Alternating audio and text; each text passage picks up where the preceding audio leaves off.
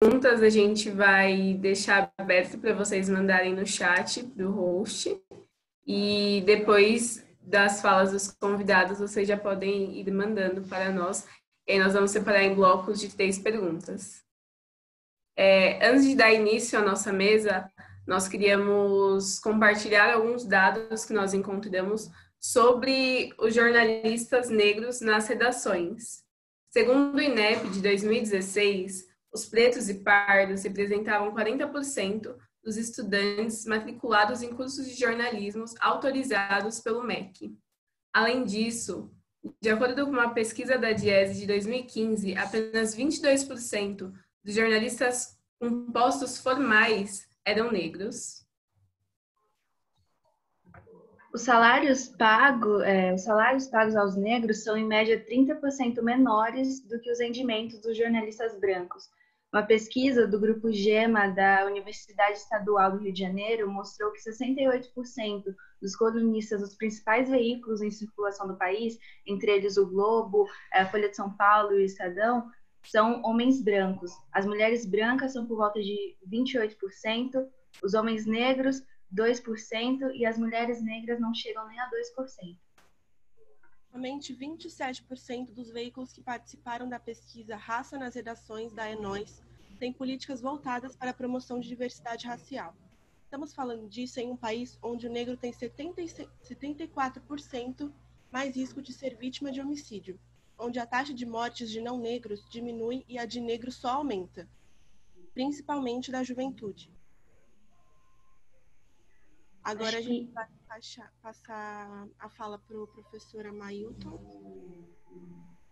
Eu só quero lembrar que as perguntas vocês mandam diretamente para o host, que vai estar como Vitória Macedo, que sou eu, ok? No chat mesmo. Obrigada e bom debate para todo mundo. Bom dia. Eu quero agradecer o convite pela Vitória, pela Laura, pela Júlia, cumprimentar os professores Marcos, Fábio e Urbano. Não sei se há outro professor aqui conosco. Se houver também, envio meus cumprimentos. Quero também cumprimentar a Flávia, a Yasmin, o Pedro, né, que me parece que estão compondo a mesa. Se eu deixei de mencionar alguém, eu peço desculpas, porque pelo menos são essas as pessoas que eu estou vendo aqui. Cumprimentar também os presentes, né, nesse importante evento que o jornalismo, os estudantes de jornalismo estão organizando, né, Semana de Jornalismo. Me sinto honrado por ter sido lembrado e, ao mesmo tempo, quero agradecer por depositarem uma confiança para tratar de um assunto que eu, pessoalmente, não me julgo especialista, porque especialista em racismo são os racistas, né? Eu acho que é uma ironia interessante de se fazer. De qualquer maneira, lançado o desafio, eu me propus, então, aceitei o convite, a fazer considerações, comentários a respeito do que a gente pode compreender sobre esse tema, e, sobretudo, para pensar o Brasil neste momento de situação gravíssima pelo qual nós e o mundo estão passando, né?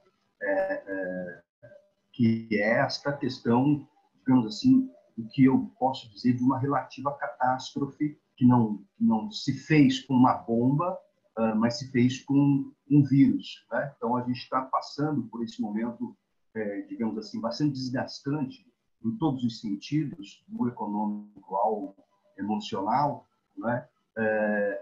Mas me parece também que, diante dessa relativa catástrofe pela qual nós estamos passando, o racismo também se revela, né, como um mal-estar civilizatório do nosso tempo, né?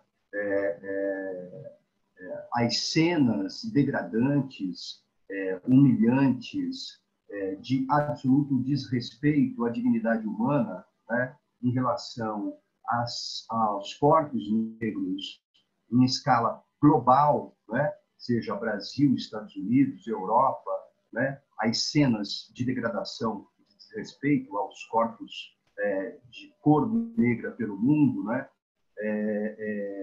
parecem confirmar esse mal-estar civilizatório pelo qual nós estamos passando, né? E nos coloca esse desafio de refletir sobre esse mal-estar, no caso brasileiro, seja posições das quais eu me identifico mais, que identifica ou afirma haver o que podemos chamar de racismo estrutural, há posições mais conservadoras, mesmo que eu não tenha identificação, fala em racismo pontual. De qualquer maneira, me parece que tanto em posições mais progressistas como em posições mais conservadoras, há uma, digamos assim, posição unânime de que há racismo brasileiro. Evidentemente que, sem, historicamente falando, sem registros de um conjunto de leis que ou institucionalizou, digamos assim, o racismo, como na África do Sul e nos Estados Unidos, mas ele não deixa de ser cruel, não deixa de ser violento, não deixa de ser, digamos assim, com perdão da palavra, canalha e covarde, na medida em que as cenas de humilhação pipocam na vida cotidiana brasileira. E aí eu lembraria João Pedro, eu lembraria Ágata, eu lembraria Amarildo, eu lembraria Cláudia, eu lembraria Marielle, e eu lembraria amigos pessoais, inclusive da minha infância, que não ocuparam as capas de jornais, mas eu tenho na minha memória pessoal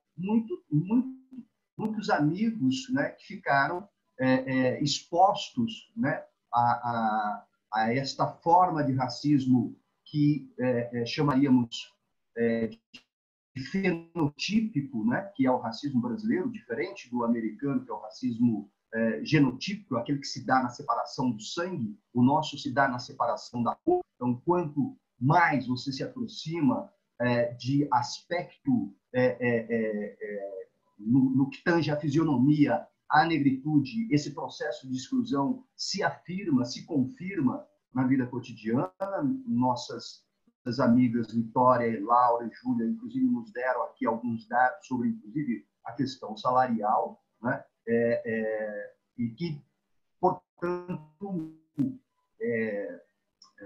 digamos assim, revela a particularidade do racismo brasileiro. É esse racismo que se dá a partir do fenótipo, esse racismo que se dá a partir da aparência, né? Em que pese o fato mesmo de não haver leis que falam sobre isso, né?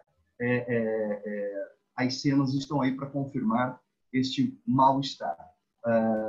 Pois bem, em relação a pensar historicamente isso, eu tenho comigo que isso tem rastros históricos, digamos assim, que confirmam ou que revelam esse mal-estar, que é na própria formação do mundo moderno, que se inaugura, né, com a invenção do negro como o ser ausente, né? Quer dizer, você tem todo um conjunto de discursos dispersos, desencontrados,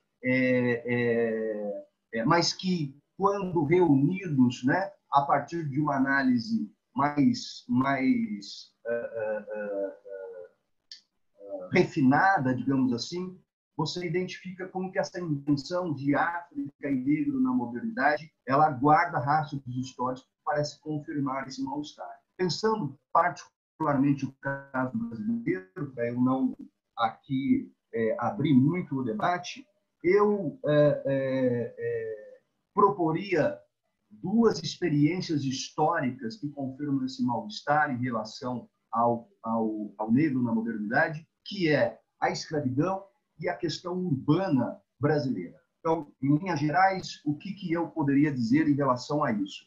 Pensar que a nossa primeira tragédia, que funda exatamente a sociedade brasileira, que funda este país, fundado numa experiência marcadamente violenta, fundado numa experiência marcadamente humilhante em relação aos africanos que aqui aportaram ao longo de séculos de escravidão. Todos aqui sabem que é a escravidão mais duradoura em todas as Américas, né? E que, portanto, configura o que podemos entender como a nossa primeira tragédia, em que se produz a ideia de um corpo-máquina, de um corpo-objeto, de um corpo-coisa, de um corpo humilhado, não é? Que constitui, portanto, uma ideia de negro durante o período escravocrata, né? A Mbembe, que é um autor que tem sido comentado, felizmente bastante comentado nos meios acadêmicos, políticos, do ativismo, na imprensa, etc., tem dito e afirmado que esta morte física ou simbólica de corpos negros na modernidade configura a primeira experiência do que ele chama de necropolítica, que, em outras palavras, é a eleição do corpo negro como objeto a ser, digamos assim,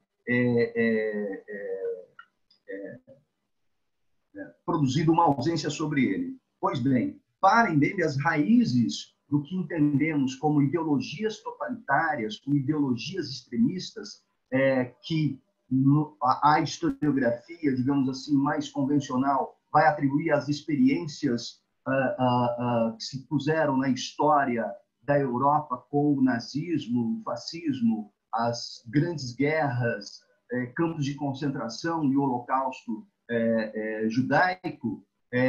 Para o Mbembe, as raízes disso está na própria invenção do negro como este ser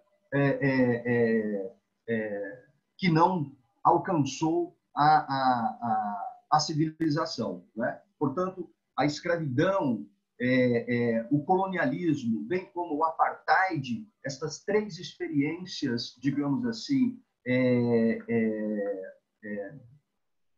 sombrias em relação à experiência negra na modernidade, configuram, portanto, o que podemos entender como o Holocausto e o genocídio negros na vida moderna. Essas três experiências olhadas sob o prisma histórico e a partir de uma análise, digamos assim, da crítica social, né, a gente pode conceber que a escravidão, o colonialismo e o apartheid configuram, portanto, o Holocausto e o genocídio negros no mundo moderno. Aliás, a Inês Césaire, um outro autor bastante importante nesse contexto de pensar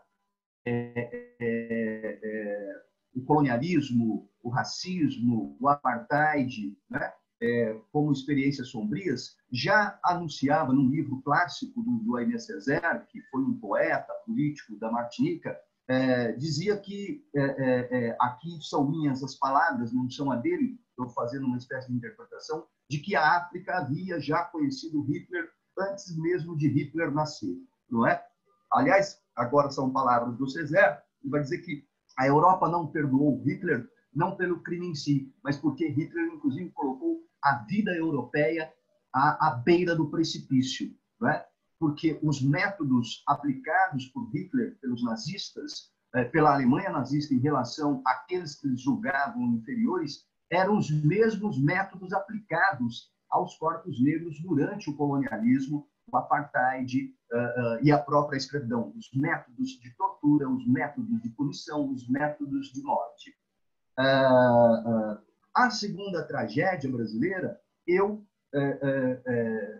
diria que é a nossa questão urbana, não é? Então, o pós-escravidão, em que pese toda a, digamos assim, a longevidade da escravidão brasileira, a questão urbana se configurou de maneira torta, de maneira canhestra, de maneira estranha, porque a invenção da ideia de mundo urbano, de mundo moderno entre nós, sempre foi uma invenção, evidentemente, que buscou expurgar ou segregar, e aí está a particularidade da nossa segregação sem uma fundamentação jurídica, né? As populações ex-escravizadas para as chamadas zonas vulneráveis das cidades brasileiras. Eu escrevi um livro que tem por título As Microáfricas em São Paulo, e as pesquisas na área de história, e sobretudo a partir de uma linha historiográfica que tem buscado pensar a cidade, tem identificado, né, redutos negros que, ao mesmo tempo, revelam um processo brutal de segregação urbana e, por outro lado, como que essas populações negras reinventaram-se a si mesmo por meio da arte, por meio do esporte, por meio da criatividade literária, musical, etc. Né? Mas me parece que pensando a partir, portanto, desse prisma, constituiria a nossa segunda tragédia, onde um processo brutal de abandono e esquecimento tomaram conta, né, da vida negra ou das vidas negras no pós-abolição. Por isso que há um debate hoje que aponta para aquilo que poderíamos chamar de uma segunda abolição brasileira, não é? Isto tem pipocado aqui e ali na boca de artistas, na boca de professores, na boca de ativistas, na boca, enfim, a ideia de que uma segunda abolição se faz necessária no Brasil, diante exatamente dos alguns números que Vitória, Laura e Júlia aqui nos trouxeram. E a partir dessa segunda tragédia, que é essa ideia de negro malandro, negro bandido, negro vadio, negro que não tem nenhuma contribuição a dar à República, a ideologia do branqueamento ao longo da história do século XX, que nasce lá na Primeira República, é um fato. As elites da Primeira República imaginaram, trabalharam no sentido, ao importar europeus, trabalharam no sentido do embranquecimento do brasileiro, né? E, por ironia, digamos assim, da própria história social, né? Uma resposta veio no sentido contrário, né? Então, hoje se sabe que em torno de 54, 55% dos brasileiros não se veem como brancos, né? Isto é uma resposta interessante, isso é um dado interessante que parece insinuar uma resposta. Então, me é possível pensar, então, na ideia de uma segunda abolição, e aí eu apontaria aqui para esta mesa algumas ações concretas para a gente pensar essa possibilidade de segunda abolição, já encaminhando para o encerramento da minha fala.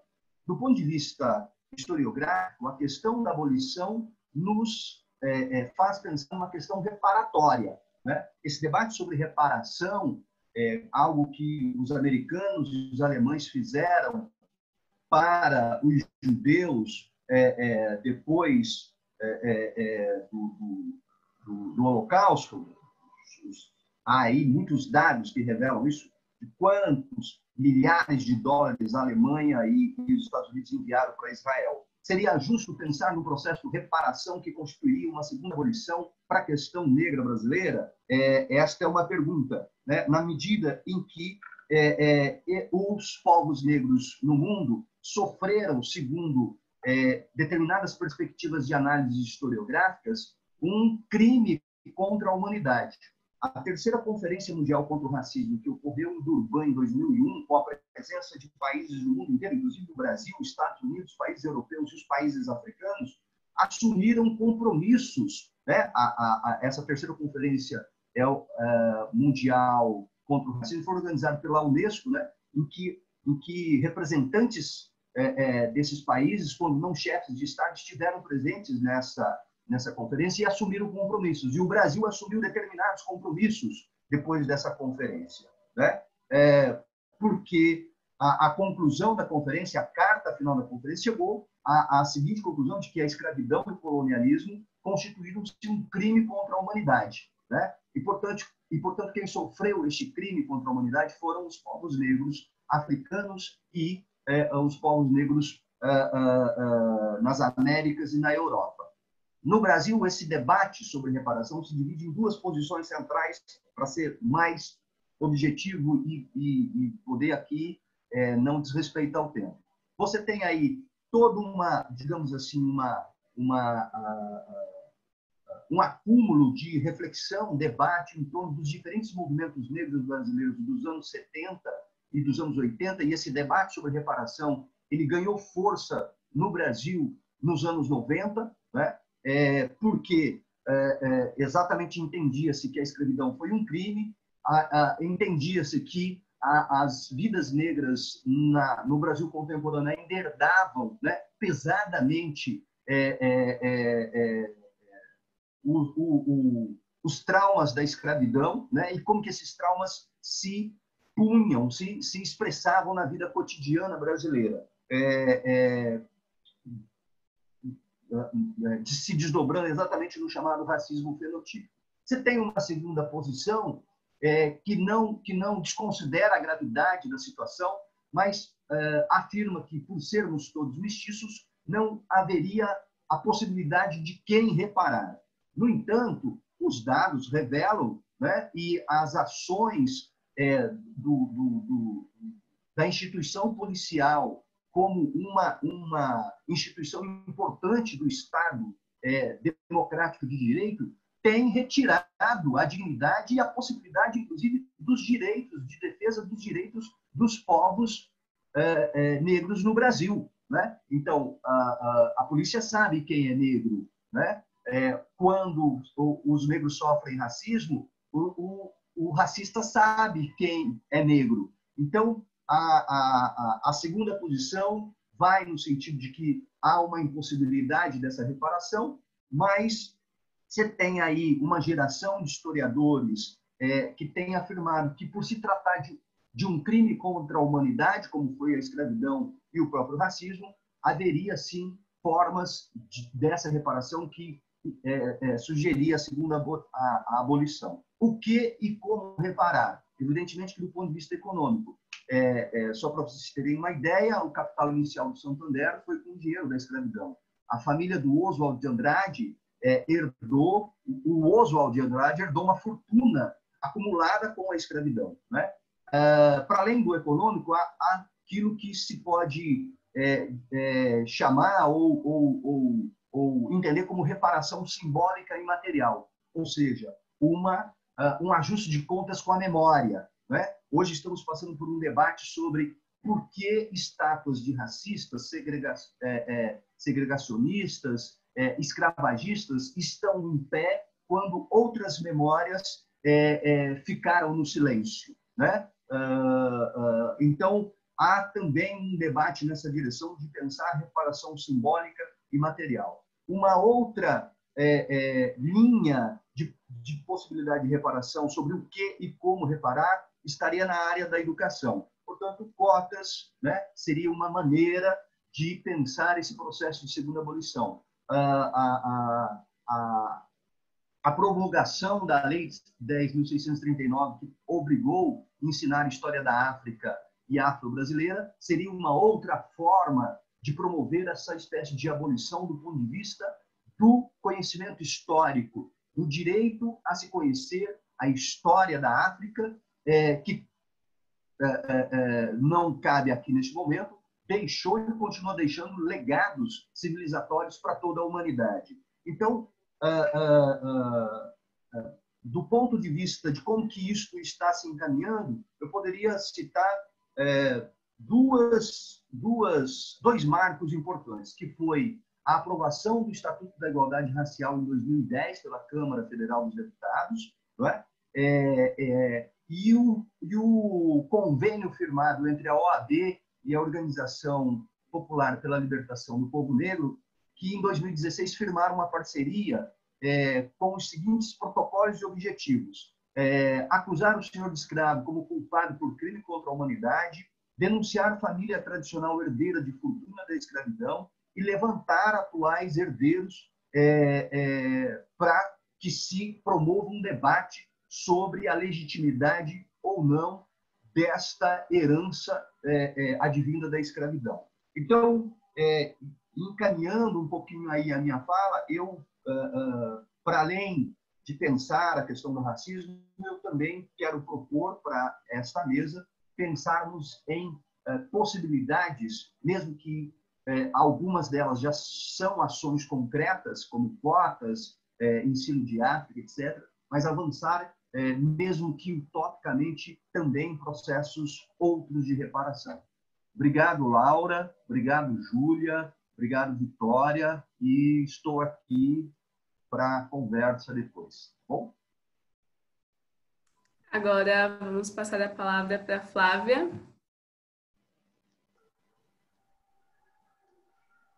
Olá, bom dia. Agradeço Vitória, Laura, Júlia pelo convite. É um prazer fazer parte da Semana de Jornalismo da PUC, falando para futuros jornalistas, em painel ao lado do Pedro Borges, Yasmin Santos e do professor Amailton Magno. Meu nome é Flávia Lima, eu sou ombudsman da Folha de São Paulo, ou seja, eu faço a interlocução entre o leitor e o jornal com a função de criticar o conteúdo da Folha.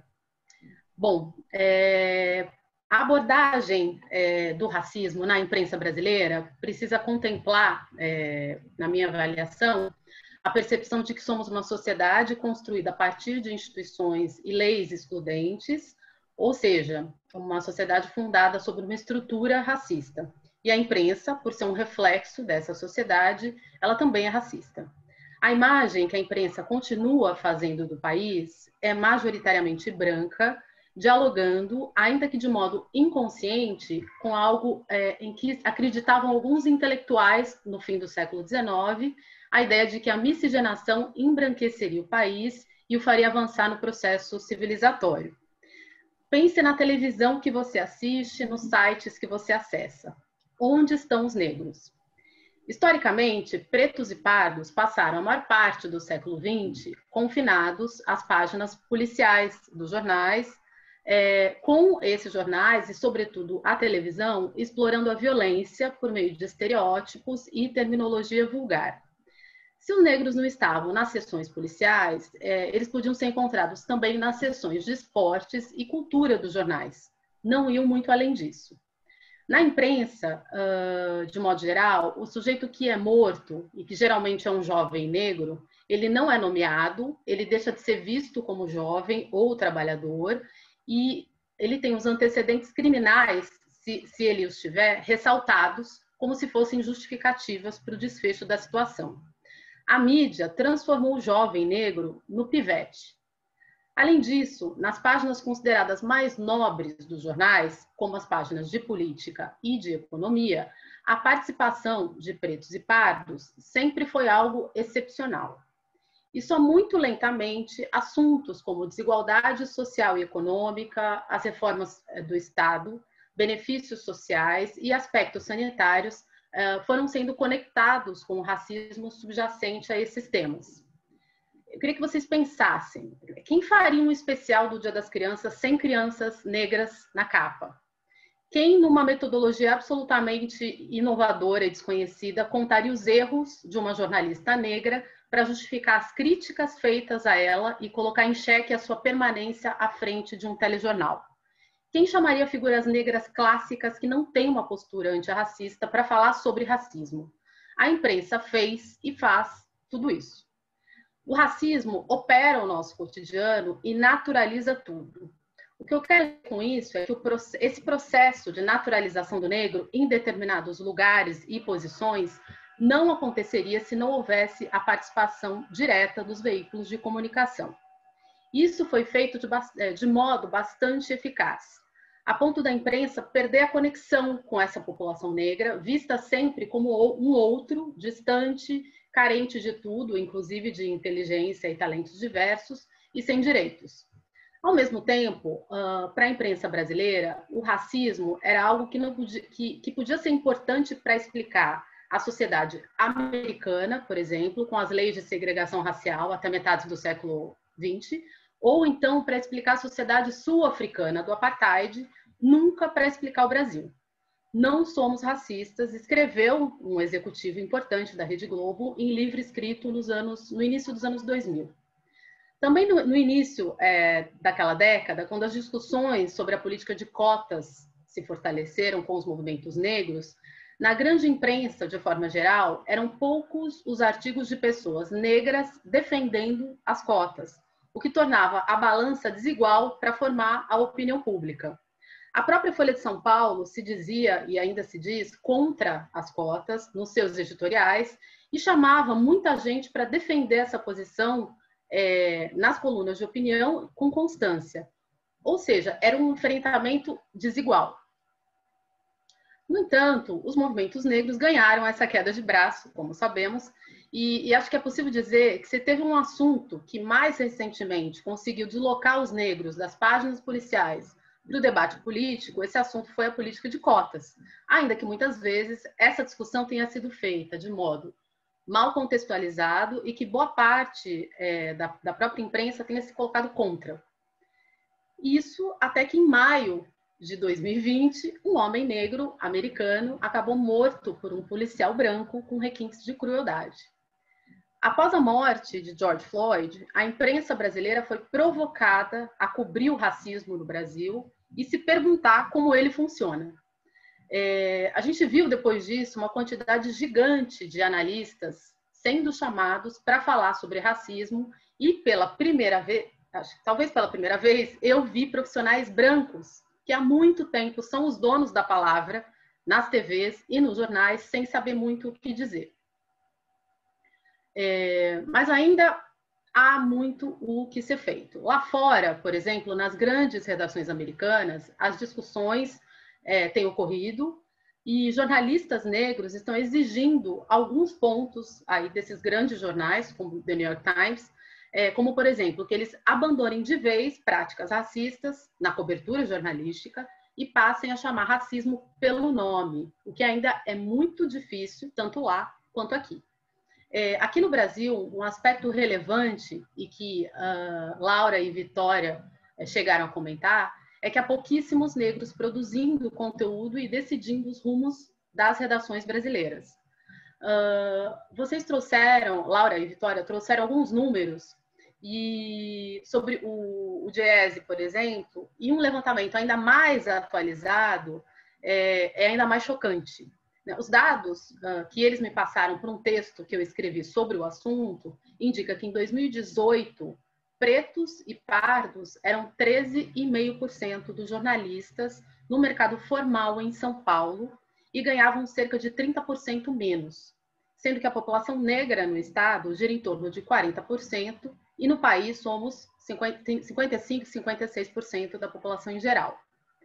Esses são os espaços progressistas que se dizem contra o racismo. Espaços sem pluralidade de visões e de representações. Há avanços?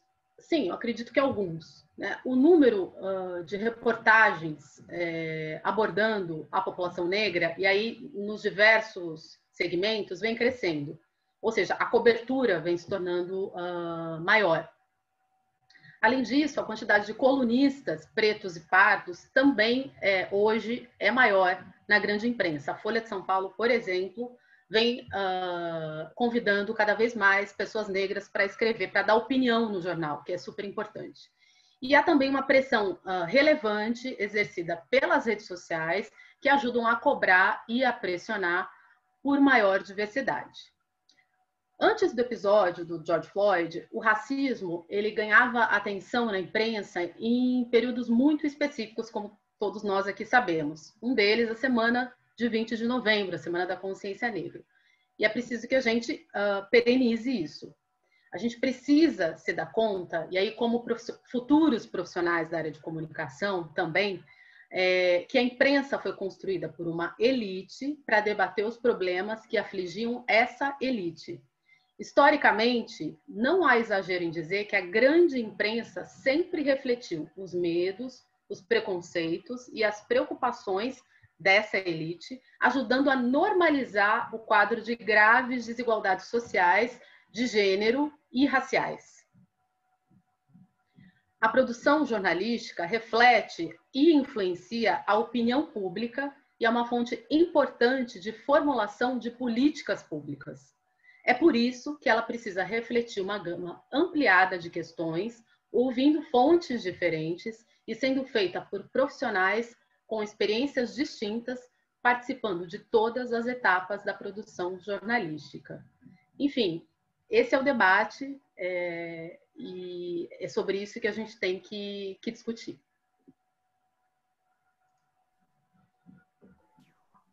Obrigada, Flávia. Acho que agora a gente pode passar a palavra para o Pedro.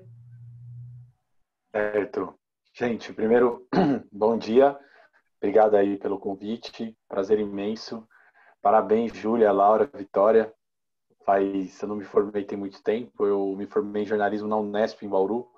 Eu lembro que em 2012 eu participei da construção da Semana de Jornalismo lá da faculdade. Então, bem legal aí ver vocês também participando dessa construção de jornalismo, do Semana de Jornalismo e trazendo esse debate. Um prazer imenso estar com a professora Mailton, com Flávia, com Yasmin e com todos vocês aí. Bom, vou dar prosseguimento às reflexões que foram colocadas, né? Primeiro, antes de falar, eu só queria comentar uma coisa que um gancho que a Flávia trouxe, a questão da política de cotas, né? A política de cotas, ela foi uma estratégia fabulosa construída pelo movimento social negro, né? Eu gosto muito de uma fala de Edson Cardoso e da Sueli Carneiro, de que o movimento negro é o movimento mais vitorioso de um movimento social existente no país. E se tratando de um grupo que foi vítima da escravidão por quase 400 anos e que pós-escravidão entra em um processo de genocídio, um processo total como o principal alvo do Estado, e esse grupo sobrevive, chega no século XXI como maioria e construindo políticas de ocupação de espaços estratégicos da sociedade. E a política de cotas foi exatamente isso, né? A política de cotas, ela mexeu com o único serviço público de qualidade que a elite branca brasileira se utiliza, que é a universidade pública. A classe média branca brasileira não se utiliza de transporte público, não se utiliza de educação básica, não se utiliza de saúde pública, mas a universidade pública, ela se utiliza. Então, foi mexer realmente num ponto bastante delicado dessa branquitude, né? Não à toa que se transformou esse debate, um debate político de cotas, em um debate nacional, porque por detrás da ocupação das vagas nas universidades existia realmente uma disputa de um projeto de país. E eu acho que a mídia ela está bastante ligada a essa ideia de projeto de país, né? O professor Mailton trouxe um pouco desse histórico do racismo no Brasil, e eu acho que um pouco dessa construção dessa infraestrutura, dessa divisão, dessa desigualdade econômica, disso que a gente chama de país. E para a gente ter um país tão desigual, para a gente ter um país que naturaliza o assassinato de jovens negros, que naturaliza a altíssima mortalidade de mulheres negras no sistema de saúde no país, a gente precisa de uma mídia que, de alguma maneira, naturalize esses processos, né? E aí eu acho que esse talvez seja o grande papel da mídia. E para explicar, acho que esse grande papel da mídia, eu gosto muito de pensar junto com o Perseu Abramo. O Perseu Abramo trazia aquelas reflexões sobre os padrões de manipulação da grande imprensa. Dizer que a mídia manipula é algo que virou do nosso cotidiano, né? A gente fala isso há muito tempo. Mas como essa mídia manipula? Eu acho que tem alguns pontos bastante interessantes da gente entender isso, principalmente a partir do ponto de vista de raça. O Perseu Abramo vai sinalizar que um dos padrões de manipulação da grande imprensa é o padrão da ocultação. A imprensa oculta informações importantes quando lhe convém. Quando convém aos interesses desses grandes grupos. E quais são essas informações? Por exemplo, quando um jovem negro é assassinado, o marcador racial ele é ocultado, ele não aparece. Não se diz quem é esse jovem que foi assassinado, né? Quando se, por exemplo, vai cobrir reforma da Previdência, não se diz quem são as pessoas que vão ser as principais prejudicadas com a reforma da Previdência. Isso é algo que vai aparecer na cobertura da imprensa corporativa em matérias secundárias, matérias terciárias, ou dentro desse grande contexto de uma cobertura gigantesca, você vai ter no máximo 1, 2, 3 matérias que vão trazer esse ponto. Então, esse primeiro marcador, que é o marcador da ocultação, ele é um marcador que está muito presente. E ele dialoga, inclusive, muito com a dinâmica do racismo no Brasil. Quando a gente vai falar sobre o mito da democracia racial, né, quando a gente vai falar de que, do ponto de vista político, social e econômico, a gente nega a dinâmica do racismo, e a gente traz o racismo como quase como se fosse uma dinâmica individual, uma dinâmica do particular, de um tensionamento entre uma pessoa e outra, não do ponto de vista econômico, político, social. Um outro padrão que é muito interessante que o Perseu Abramo traz, que é a questão da fragmentação e da inversão. Esse da inversão eu acho que ele é muito didático, porque quando a gente for pegar de novo o ponto de vista da violência, a gente vai ver que esse jovem negro da periferia, ele é descrito no Brasil como o grande vilão da violência brasileira. Se existe um rosto, que é um rosto que representa a violência no Brasil, é o rosto de uma menina, de uma adolescente ou de um adolescente negro de periferia. Quando, na verdade, esse é a principal vítima da violência no Brasil. Quando se inicia debate aqui no Brasil sobre redução da maioridade penal, a gente vai ver que menos de 5%, ou talvez menos de 1% dos crimes contra a vida cometidos no Brasil são cometidos por esses jovens. Mas quase 30% dos crimes, das vítimas de crime contra a vida, são esses jovens. Então, será que as políticas que são construídas no Brasil não deveriam ter como prioridade a vida desse jovem, que é o mais assassinado, e não uma política de construção desse jovem como grande responsabilizado pela violência no país? A imprensa constrói exatamente essa narrativa, né? A gente já tem há quantos anos no Brasil programas policialescos que operam em todas as grandes cidades e que constroem um imaginário desse jovem negro de periferia como um estuprador padrão, como um assassino padrão, como um delinquente padrão, como uma pessoa que vai roubar e que vai assassinar quando tiver uma primeira oportunidade. Esse é o papel que essa imprensa corporativa no Brasil tem ocupado. Eu tenho me referido a ela até muito mais como imprensa corporativa do que como imprensa tradicional ou mesmo do que como grande mídia.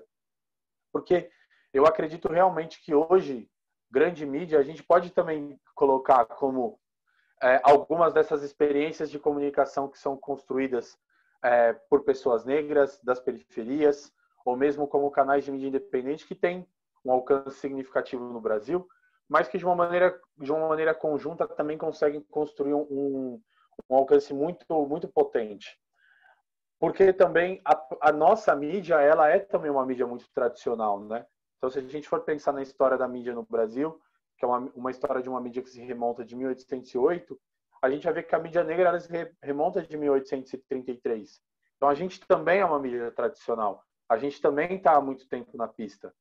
Mas eu acho que essa mídia corporativa, ela realmente cumpre com o seu papel de servir a esses interesses, os interesses de mercado, os interesses dos grupos dominantes, e se utiliza desses padrões de manipulação para isso. Eu acho que a gente precisa olhar para a mídia e entender exatamente também qual que é o papel que uma mídia ocupa dentro de uma sociedade e quais são os interesses por detrás de um canal de comunicação.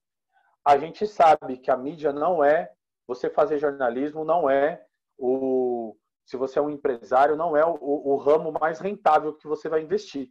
Não é lá onde você vai tirar mais recurso. Se você investir em outros setores da sociedade, você vai ter muito mais retorno financeiro. Mas a mídia traz outros poderes. A mídia traz um poder político e um poder de influência na sociedade que talvez nenhum outro empreendimento na sociedade vai te trazer. Então, é muito importante que a gente entenda, assim, que essas grandes famílias que representam esses principais canais de comunicação do país são bilionárias, estão dentro desse seleto grupo, mas que elas, por detrás, também têm investimentos em outros setores da sociedade, outros setores econômicos, mas que elas têm muito, muito mais interesse no jornalismo como uma ferramenta de influência política, como uma ferramenta de mudança e de construção de uma agenda. Diante desse cenário, eu acho que a gente também não pode descartar, e aí eu falo, óbvio, enquanto alguém que é um dos fundadores do Alma Preta, da existência dessas mídias independentes e dessas mídias negras. Eu acho que se a gente individualmente não consegue fazer frente a essa imprensa corporativa, eu acho que de uma maneira combinada, sendo o trabalho que é construído por todos esses coletivos de mídia que atuam no país, a gente consegue construir uma esfera pública, a gente consegue construir uma outra agenda de debate de comunicação que é totalmente antagônica a essa esfera pública conservadora dessa imprensa corporativa, né? Então, é uma esfera pública que traz consigo o marcador do antirracismo, do antissexismo, de uma crítica também a essas desigualdades de uma maneira geral que a gente tem no país. Então, eu acho que, apesar desse cenário catastrófico que a gente tem no país, e dessa agenda construída por essa imprensa que está alinhada a determinados valores, alinhada a determinados interesses, eu acho que a gente tem muito que celebrar a possibilidade técnica da existência de mídias como Alma Preta, Ponte Jornalismo, Periferia em Movimento, tanto Correio Nagô, tantas outras experiências muito ricas e muito saudáveis que fazem com que a gente consiga dialogar também com o nosso povo e trazer uma outra possibilidade de olhar para a realidade e também questionar aquilo que é colocado por essa imprensa corporativa. Bom, é isso que eu faço as minhas primeiras contribuições e fico aqui também para a gente acompanhar o debate.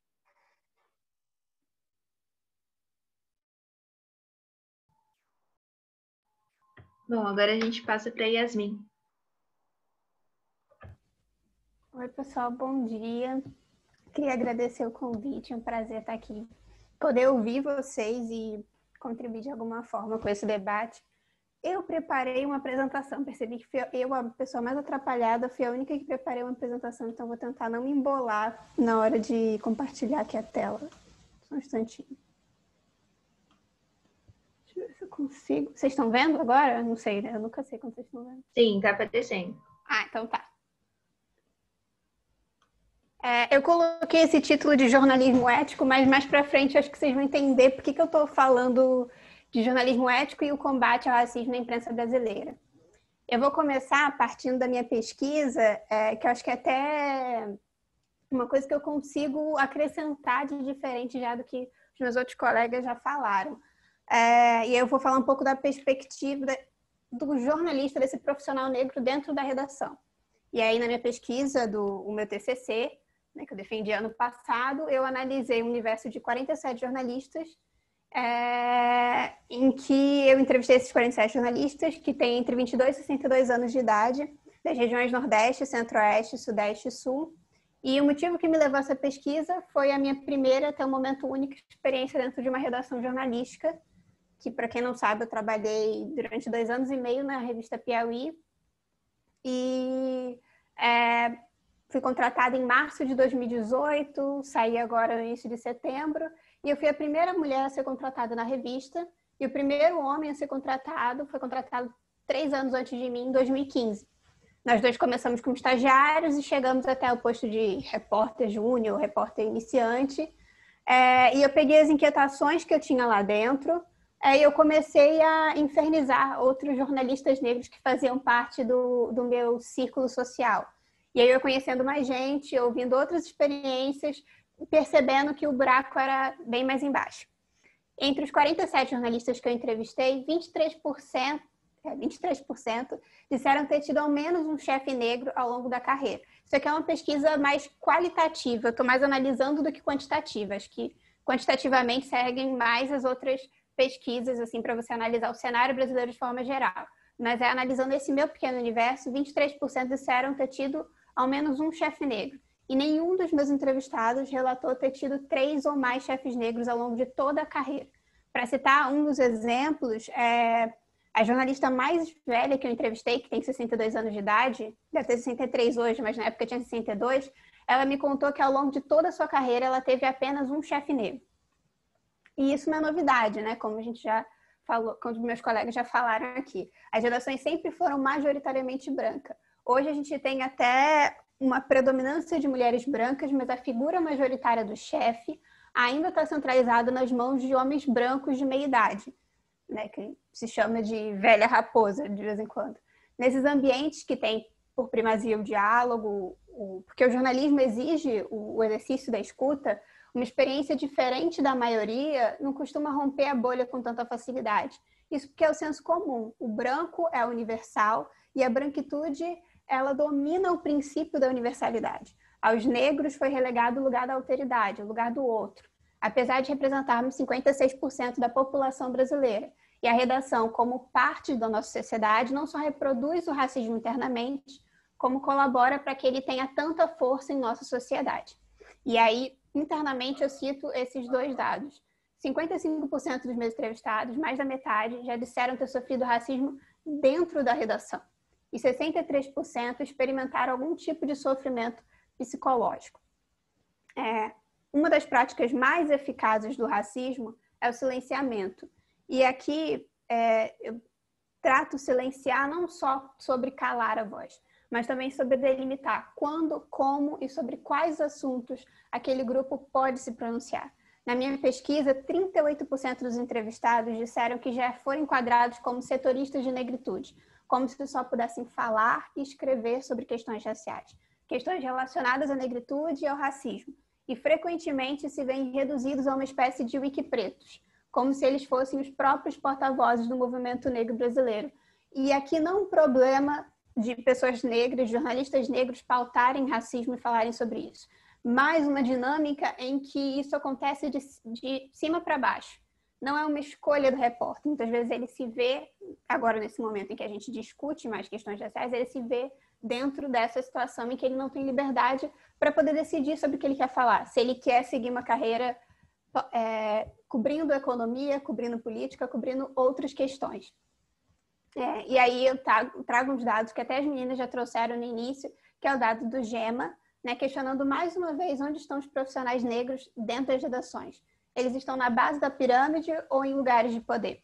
Eles seguem ordem somente ou podem tomar decisões? Esse levantamento do GEMA, que é o Grupo de Estudos Multidisciplinares da Ação Afirmativa da UERJ, que é a Universidade Estadual aqui do Rio, ele analisa os números de colunistas nos principais jornais e diz que 68% são de homens brancos, 28% são mulheres brancas, 2% homens negros e 2% de mulheres negras. Se analisarmos separadamente cada veículo, no Estadão apenas 2% dos colunistas são negros, na Folha de São Paulo apenas 4%, e no Jornal Globo 10%.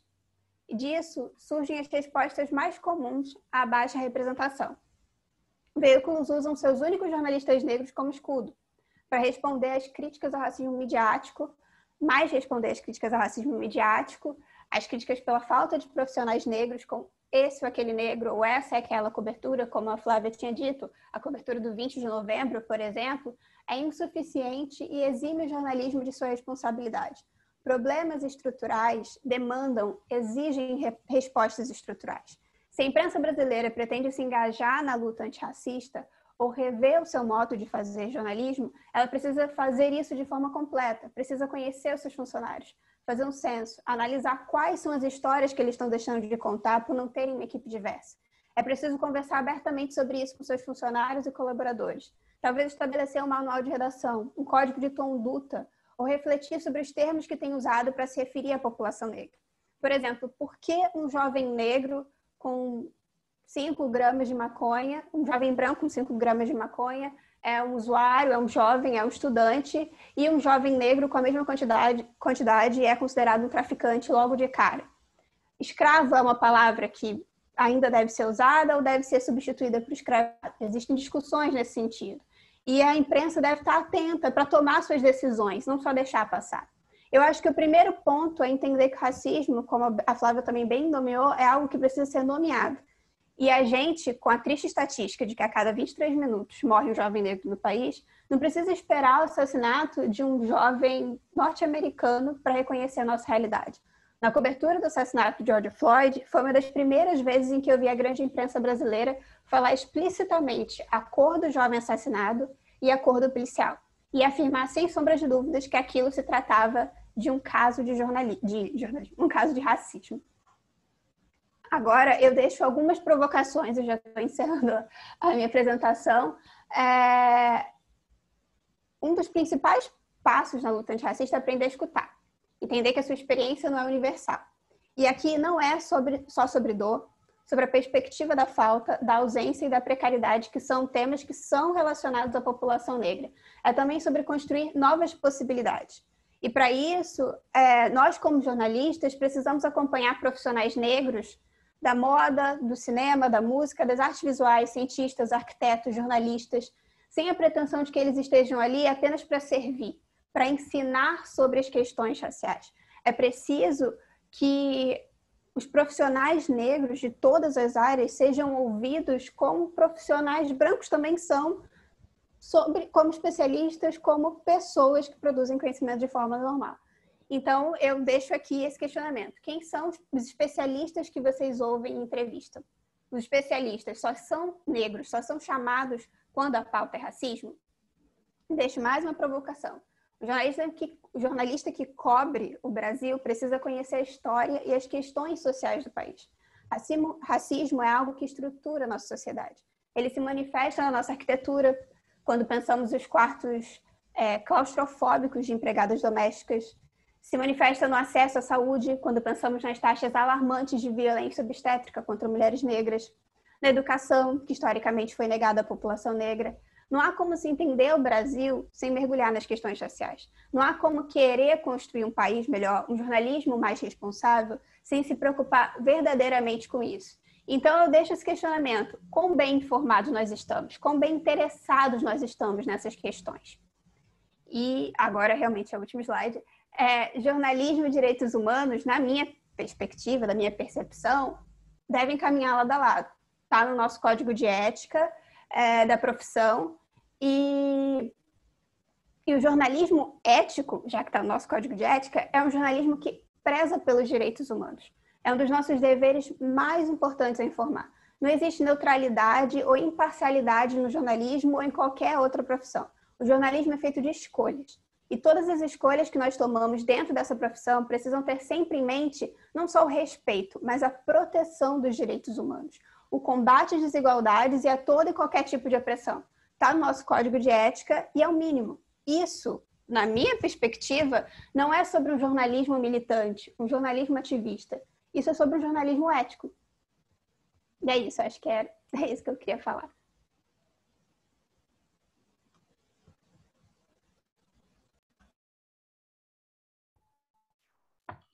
Muito bom, Yasmin. Acho que agora a gente pode passar para as perguntas, né? Eu tenho uma aqui da Lígia. Eu vou desmutar o microfone dela.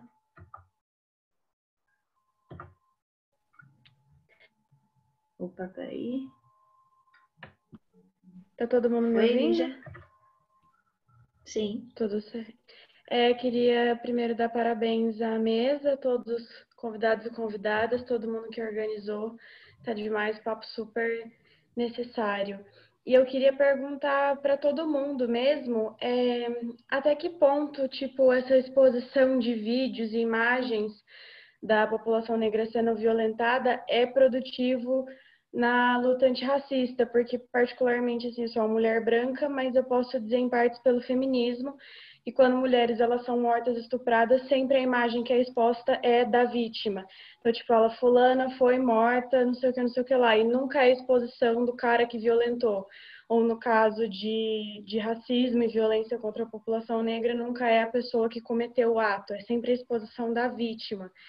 E eu queria saber até que ponto isso realmente é produtivo pra gente ou é só uma espetacularização da violência, sabe? Tipo, até que ponto isso pode realmente significar uma mudança, uma interferência, ou se é só a banalização de todas essas vidas.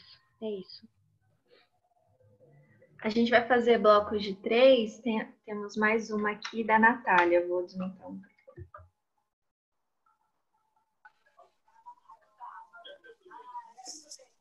Ei, bom dia, vocês estão me ouvindo? Sim. Bom dia, gente. Eu queria parabenizar vocês por essa mesa e pela semana. Eu tenho acompanhado outros. Eu estou falando do Espírito Santo, eu sou da Federal aqui do Espírito Santo. E a minha pergunta é, falando em cima desse cenário que a gente tem visto, que vocês apresentaram, sobre a participação de jornalistas negros nas redações. Como que vocês avaliam o cenário atual e a perspectiva de futuro para os futuros jornalistas que estão saindo das universidades e vão chegar no mercado? Porque Porque fazendo uma referência a Muniz Sodré, uma vez ele disse que enxergava um prenúncio de mudança no lugar que os negros ocupavam nos meios de comunicação. Entretanto, ele já afirmava que a persistência de um racismo socioeconômico ia relegar esses profissionais à cozinha dos meios de comunicação. Então, assim, a gente vê a Maju, uma âncora de um telejornal nacional, mas a gente ainda vê pouca representatividade. Então, como que esses profissionais, esses futuros profissionais podem se preparar para esse mercado? Obrigada, gente.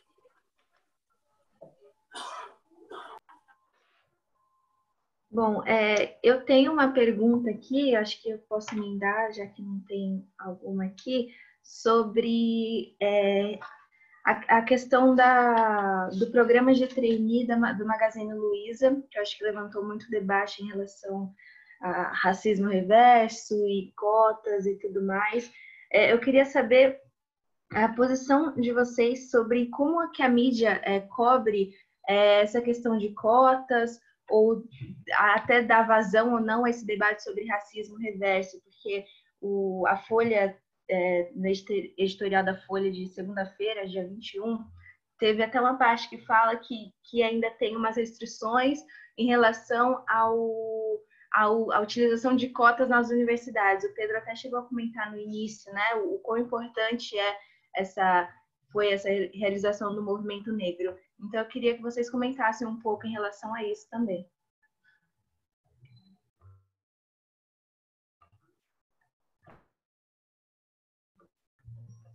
Acho que a gente pode começar com o Pedro. Pode ser. Pode ser, a gente Pedro. fica todo mundo sem saber quem começa, né? Bom, com relação à exposição, até contar uma coisa legal. A gente está montando um manual de redação nosso do Alma Preta. Não vai ser o primeiro, mas a gente está montando um manual de redação.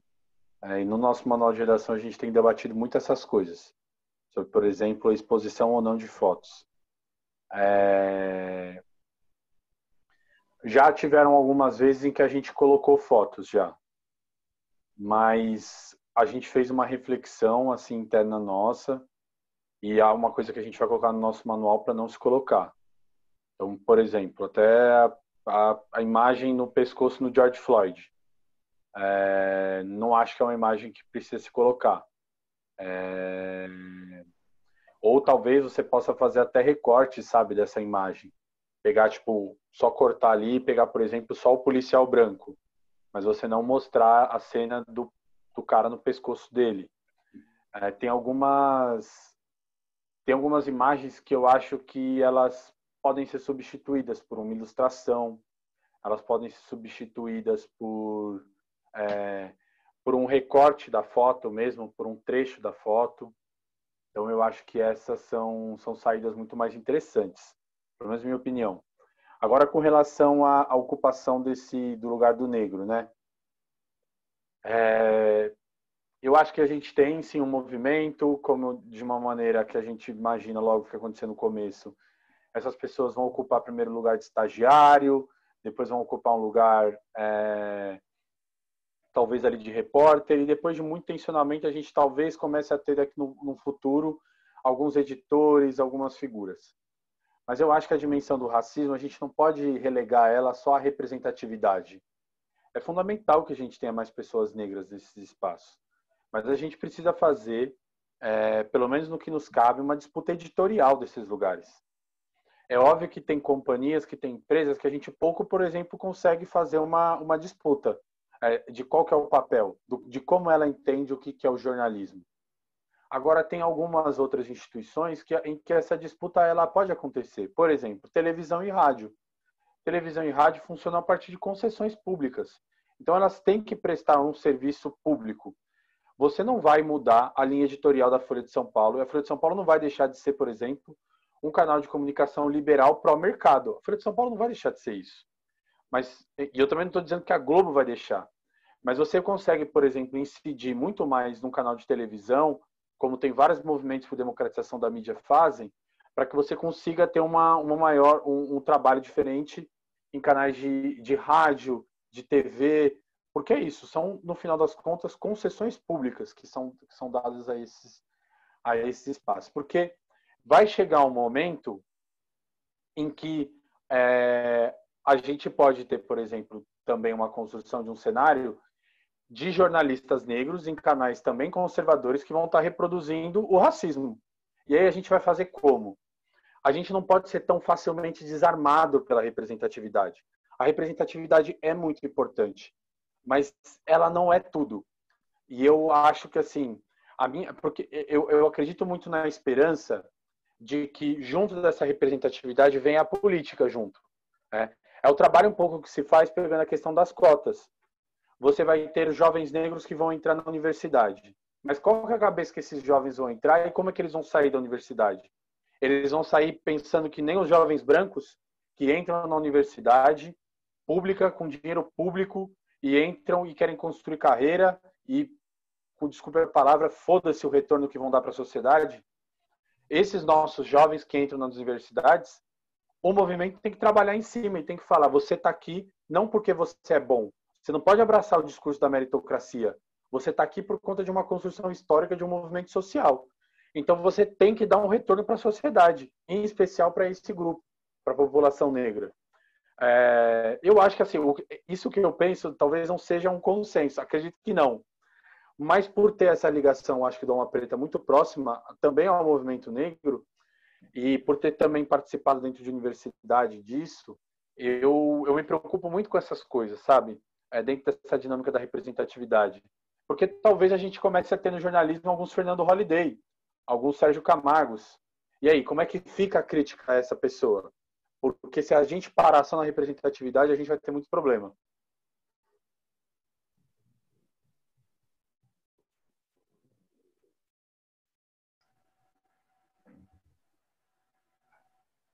Bom, vai você, Flávia?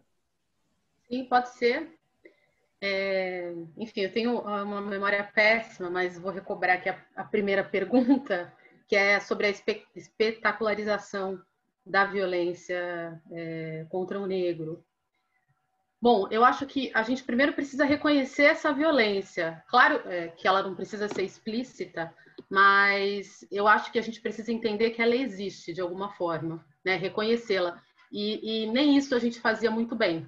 Então, se a gente pensar, por exemplo, nos dados os mais recentes do Atlas da Violência, que indicam, por exemplo, que em 2018 a gente teve 58 mil homicídios registrados no Brasil, e que desse total, 75,7% eram negros. Ou seja, na prática, para cada indivíduo branco morto naquele ano, eram 2,7 negros, quase 3 foram assassinados. De cada 3 mulheres mortas, 2 eram negras. Ou seja, a gente precisa ter uma noção clara de que isso acontece. E, enfim, se para isso, né, a gente tenha precisado mostrar claramente a violência, né, lembrando aí do George Floyd, por exemplo, enfim, eu acho que sim, que é válido. Agora, eu concordo que a gente não pode parar nessa espetacularização. Né? Reconhecer a violência é um primeiro passo para que a cobrança seja feita. Né? A cobrança para quem a produz seja feita. E no caso do Brasil, uma instituição, uma grande produtora dessa violência contra a população negra é a polícia. Então, enfim, a gente precisa cobrar, a imprensa precisa cobrá-la, precisa mostrar essa violência, como eu falei, não precisa ser não precisa ser nos moldes daqueles antigos programas, né, que a gente via que apresentavam a violência como simples espetáculo, sem nenhuma outra repercussão que não a simples como que eu posso dizer, aquela coisa de se regozijar, né, com o espetáculo. Enfim, a gente tem que partir, tem que, obviamente, ir para além disso, mas o fato é que a gente precisa reconhecer que, sim, somos uma sociedade extremamente violenta, e essa violência ela é perpetrada, sobretudo, contra a população negra. né? Então, e a partir desse reconhecimento, enfim, a cobrança para que isso seja alterado. E a imprensa tem, sim, um papel fundamental nessa cobrança. É como eu falei, a imprensa, e aí, Pedro, a grande imprensa, como você falou, né, que abarca aí todo mundo, ela pressiona, né? Ela pauta a opinião pública, ela pode pressionar, inclusive para a formação de políticas públicas. Então, é fundamental que ela discuta isso de forma responsável e não espetaculosa. Com relação aos futuros profissionais, bom, gente, eu tenho que trabalhar, eu sou repórter, né, há 20 anos e passei por diversas redações, as tradicionais, né, digamos assim. E a minha perspectiva é que isso agora esteja mudando. Então, quando eu vejo uma pergunta dessas, me parece meio, não sei se pessimista, mas, enfim, cheio de cuidados. Não, mas será que a gente vai participar mesmo desse processo? Na verdade, eu estou apostando tudo nisso, né? Eu estou há 20 anos nessa e eu me deparei com pouquíssimos repórteres negros por onde eu passei, né? E cobrindo economia, que é o que eu fiz durante esses 20 anos, ainda menos, né? Então, eu vendo o que está acontecendo, por exemplo, numa redação como a do jornal Folha de São Paulo, a minha expectativa é que isso esteja em mudança, né? E que a gente veja essa diversidade, e aí eu estou falando não só de profissionais pretos e pardos, mas eu estou falando também, obviamente, de mulheres, estou falando da comunidade LGBTQI, eu estou falando de profissionais de outras regiões do país. Enfim, eu espero que a gente esteja no início aí de uma mudança mais profunda, né?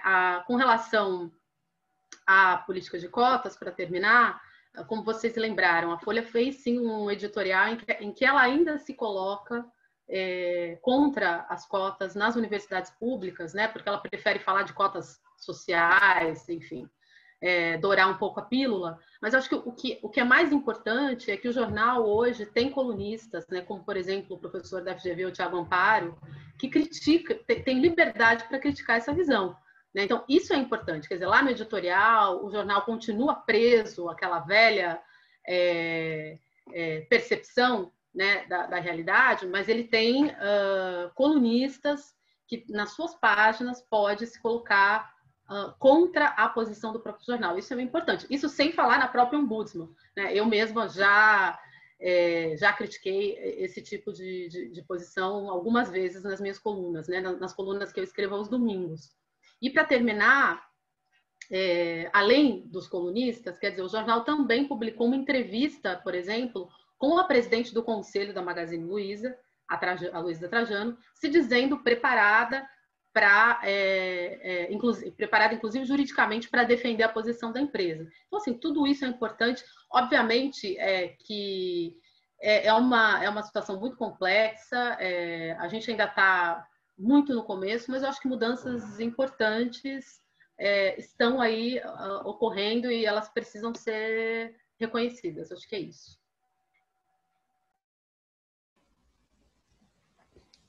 Vamos ver, gente, muita coisa. Mas acho que sobre a primeira pergunta da espetacularização da violência, eu acho...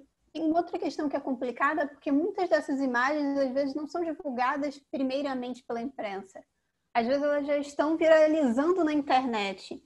E então, fica aquele dilema de essas imagens já estão públicas, podemos usar. Eu acho que são situações complicadas que muitas vezes vão ter que ser... Eu acho que, no geral, a gente não deveria ser isso. A espetacularização pela espetacularização de forma nenhuma. Mas existem situações em que dá para a gente criar mecanismos, como talvez fazer recortes, ilustrações, não mostrar o vídeo inteiro, sei lá, com o joelho no pescoço de George Floyd, mas também, como a Flávia falou, é preciso ter em mente que mostrar que sim, isso é real. Que é uma coisa que até pouco tempo era ignorada. Então, é uma situação complicada que a gente está começando a discutir agora. E discutir para longe desses programas policialescos que ficam se regozijando com a violência, mas discutir como isso pode ter impacto na dignidade daquelas pessoas, na família daquela pessoa que foi vítima, enfim. Na perspectiva de futuro dos jovens, né, dos profissionais que podem ser também, podem não ser jovens, mas profissionais que estão entrando no mercado de trabalho agora, saindo das universidades e entrando, eu tento ser otimista. Eu era bastante pessimista quando eu estava fazendo o meu TCC, mas eu tento ser otimista. De fato, existe um ambiente bem mais aberto agora do que estava há 10 anos atrás ou há 8 anos atrás, quando foi sancionada a lei de cotas, por exemplo. Mas também existem muitos obstáculos dentro das gerações que precisam ser movidos, que precisam ser transformados para que a gente possa pensar na permanência desses profissionais, né? A gente começa a pensar na entrada, e a entrada como estagiário, como trainee, a entrada como repórter iniciante, né? A gente já tem um caminho um pouco mais aberto nessa mídia corporativa, como o Pedro falou, na mídia tradicional, na mídia ampla. Ela está buscando esses profissionais, mas ainda existe o que me deixa preocupada é se daqui a 10 anos, esses profissionais, os que quiserem chegar a um cargo de chefe, eles vão poder chegar a editores, se vai ter um caminho, se a gente vai começar a pensar nessa permanência desses profissionais.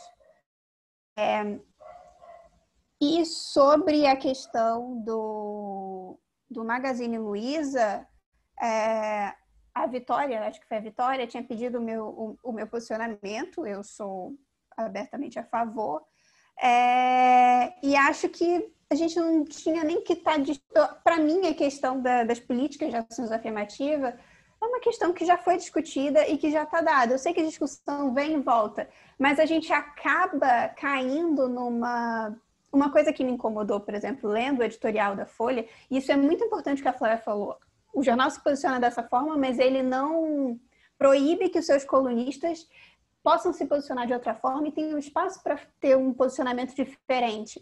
Mas é que o editorial, ele reconhecia que existia uma grande desigualdade racial no Brasil, e aí chega um momento em que ele fala, mas a gente acha que o que vai resolver são as cotas sociais e não raciais, negando que as cotas raciais, meio que negando de certa forma, não foi disso dito, mas é meio que fica implícito como se as cotas raciais não estivessem dentro das cotas raciais.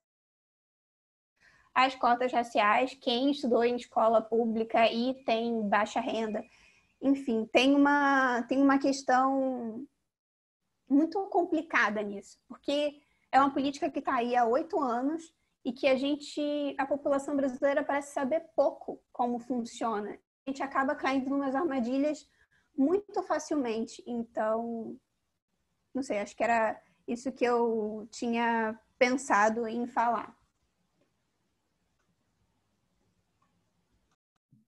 Bom, eu acho que eu vou comentar mais a terceira questão, me sinto mais à vontade. As duas primeiras são muito voltadas para o jornalismo, não é minha praia, e as considerações da Flávia e Yasmin Pedro me parecem certeiras, assim, no sentido de refletir sobre a questão das imagens degradantes e de como pensar o futuro do jornalismo. Eu ficaria mais com a terceira questão, de pensar essa polêmica em torno do Magazine. Aliás, eu fiquei sabendo disso ontem, porque muita mídia social também dá uma zoada na nossa cabeça, né? Então a gente às vezes fica um pouquinho fora, um pouquinho longe, e como o nosso mundo é muito acelerado, às vezes a gente perde algumas experiências que passam muito rápido, mas de qualquer forma vou aqui comentar. Me parece que essa polêmica em torno do Magazine, do chamado racismo reverso, revela um pouco o que podemos chamar de ideologia do ressentimento branco no Brasil contemporâneo. Que ressentimento é esse? Um ressentimento que se vê agora diante da perda relativa do protagonismo da fala. Essas mídias alternativas, da qual Pedro e Yasmin, né, hoje, de maneira muito instigante, têm relativamente desmontado o absolutismo da fala branca nos meios midiáticos tradicionais, tem provocado a emergência desse ressentimento branco no Brasil, né?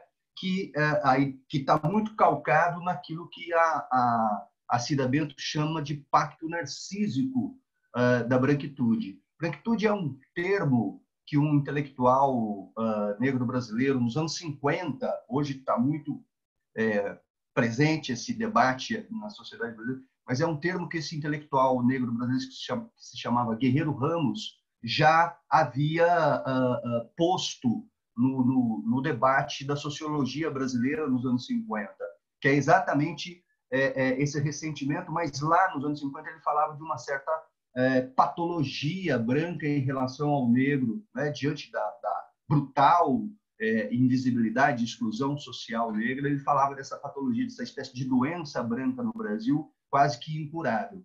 E com as devidas ponderações de tempo dos anos 50 para cá, me parece que agora essa patologia tem se revelado como uma espécie de ressentimento diante da perda, né, da fala, né, quase que absoluta do branco no Brasil. E que também revela ou escancara aquilo que a Cida Bento já falou, o pacto narciso da branquitude, que era silencioso, se dava no mundo privado das corporações midiáticas, empresariais, universitárias, né? Eu mesmo sou de uma universidade que a gente chega a uma dezena de professores negros diante de centenas de professores brancos, mas tem de reconhecer que a atual reitoria tem proposto ampliar a ideia de diversidade no docente na universidade, mas tem uma estrutura formada por atores e atrizes universitários que estão grudados na estrutura igual carrapato, e que esse pacto ele se faz de maneira muito sofisticada, refinada. E aí me parece que a estrutura do jornal tem cabeças pensantes do jornalismo que querem empurrar o Brasil para esta ideia de diversidade, mas tem uma estrutura formada por atores e atrizes sociais que estão ali grudados nessa estrutura e não abrem mão.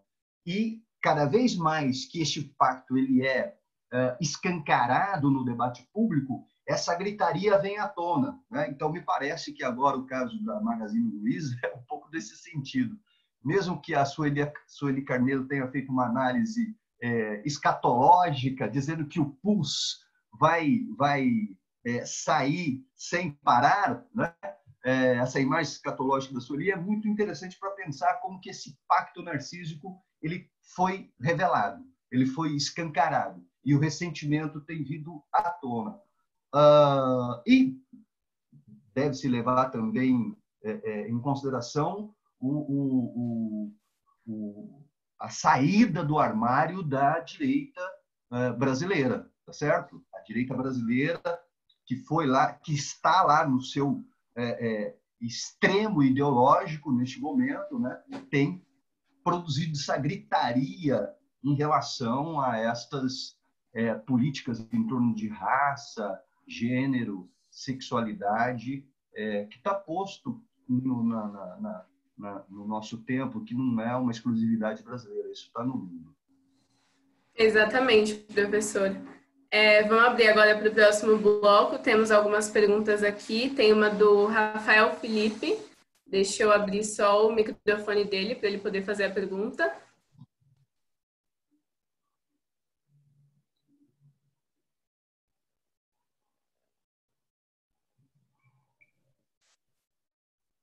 Opa, estão me ouvindo? Olá, tudo bom, pessoal? Queria parabenizar aí vocês da PUC que estão organizando essa semana. Eu já sou formado já há um tempinho, trabalho no site da Isto É, e enfim, tenho esse privilégio de ter um chefe negro, né, que é uma coisa, como até a Yasmin ponderou aí, que é uma coisa rara mesmo da gente ter hoje em dia. E o que eu queria ouvir do Pedro, da Yasmin e da Flávia é se vocês têm algum relato de algum racismo que vocês tenham sofrido em alguma redação, alguma coisa que tenha atingido vocês diretamente, que vocês possam compartilhar conosco aqui, por favor. Obrigado, viu? Tem uma pergunta aqui que nós recebemos, eu vou ler, do Gabriel Tomé. Ele queria saber da Yasmin se é possível fazer um jornalismo contra-hegemônico e ético a partir das redações ocupadas majoritariamente por pessoas brancas. E vou acrescentar, já que eu já estou aqui, uma pergunta minha. Eu queria saber até que ponto a estética negra nos atrapalha para conquistar os espaços nas redações e na mídia. Até que ponto isso influencia em alguma coisa? Podemos começar pela Yasmin, respondendo a pergunta do Tomé.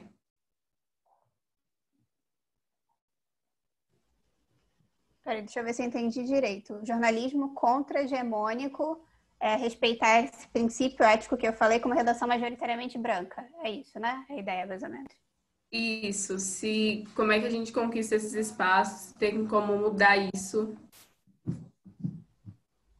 Eu acho muito complicado nessa perspectiva que eu estava falando, de uma redação que vai buscar proteger os direitos humanos, ela não se preocupar com a questão da diversidade. É claro, quando eu falo de política de diversidade, o professor Amarilton até citou a Bento, ela faz políticas, ela pensa em como inserir a diversidade em diversas empresas. Isso é uma coisa que demanda dinheiro e tempo. Duas coisas que estão em falta no jornalismo. A gente sabe que é bem complicado exigir esse tipo de coisa. Mas a gente precisa do outro olhar. A redação ela vai precisar se adaptar a isso. Não tem como você falar, eu quero me comprometer com isso, mas eu me sinto muito confortável em ter uma redação toda branca ou uma redação só com homens e a gente vai conseguir cobrir muito bem, a gente vai conseguir se preocupar muito bem, se informar muito bem com isso. É claro, todas as pessoas podem se comprometer em entender que todos os tipos de discriminação são assuntos essenciais, que são esses assuntos que estruturam, né, não todos, mas o racismo, o sexismo, são coisas que devem ser estudadas para se entender o mínimo para poder se cobrir direito à sociedade brasileira, mas ainda assim a gente precisa de um outro olhar, como a gente precisa de olhares diferentes. Quando a gente fala de racismo, quando a gente fala de jornalismo, para cobrir o Rio de Janeiro, a gente precisa de profissionais da Zona Sul Carioca, mas a gente também precisa de... Eu não sei se eu estou me fazendo entender, porque agora que eu percebi que eu sou a única do Rio.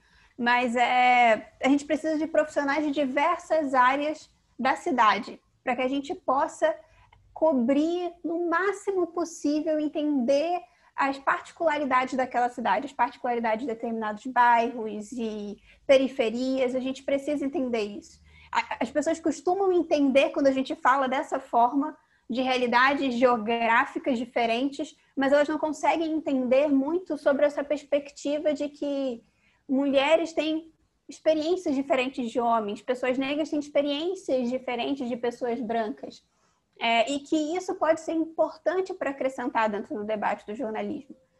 Então, eu acho que sim, jornalistas brancos podem se comprometer com isso, mas não tem como uma redação branca e que quer permanecer como branca, de fato está se comprometendo. Eu lembro que uma das minhas entrevistadas me falou, ela estava analisando, eu perguntei se tinha política de diversidade no trabalho dela, e ela falou, eu vejo uma vontade de diversidade, eu não vejo uma política. E às vezes o que a gente vê é o discurso.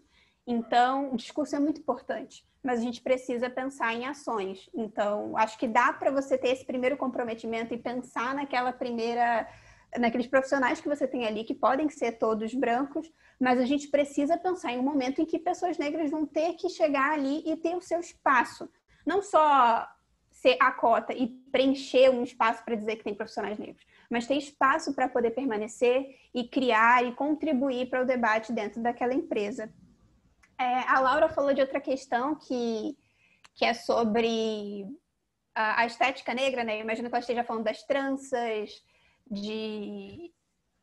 do cabelo afro e tudo mais. É muito delicado isso, porque a gente parece que está caminhando no momento em que isso está sendo mais bem visto. A gente tem vários produtos para o cabelo afro agora, não tanto a maquiagem, mas a gente tem. Então, parece que a indústria está entendendo isso, o jornalismo está entendendo, mas eu não me sinto confortável para dizer que está todo mundo entendendo. Entre meus entrevistados, eu tive relatos de meninas que falaram que quando iam fazer uma entrevista importante, o editor ou a editora virava e falava: olha, você tem que mudar esse cabelo, prender esse cabelo, alisar esse cabelo para essa entrevista, que imagina, você não pode aparecer isso. Aparecer assim, eu não estou falando de 10 anos atrás, estou falando de uma coisa que aconteceu 2 anos atrás, no ano passado, alguns meses atrás. Então, eu acho que a gente tem, ao mesmo tempo, esse tipo de coisa acontecendo. Estamos tendo um espaço muito maior e, de certa forma, mais confortável do que a gente tinha algumas décadas atrás, mas ainda existe esse racismo aqui. Ainda existem entraves. A trança ainda não é vista. A gente tem levantamentos e pesquisas vendo isso. Mulheres negras de tranças, né, o trançado, não são vistas como mulheres profissionais. Parece que elas não estão se portando como profissionais. O cabelo profissional, a boa aparência, ainda é o branco, é o cabelo liso. A gente ainda tem, eu acho que a gente vê avanços, mas a gente ainda tem muitas dificuldades para superar nesse sentido. Yasmin, ainda tem a pergunta do Rafael, só para a gente não esquecer, sobre se você já vivenciou alguma... Já teve alguma atitude de racismo contra você na redação. Acho que para todo mundo, né? Pedro e Flávia também. Acho que é bem complicado responder essa pergunta, né? Se você me perguntar se eu já tive algum caso de injúria racial, não. Que é quando alguém vira para você, ou essa coisa que eu citei também do cabelo, de falar, não, mas não tem como você dizer que o racismo não está ali. Então, eu não tenho uma história específica, não me sinto confortável para contar nenhuma história específica, mas estruturalmente ele está ali e ele se manifesta em algumas ações, em algumas escolhas, em alguns posicionamentos.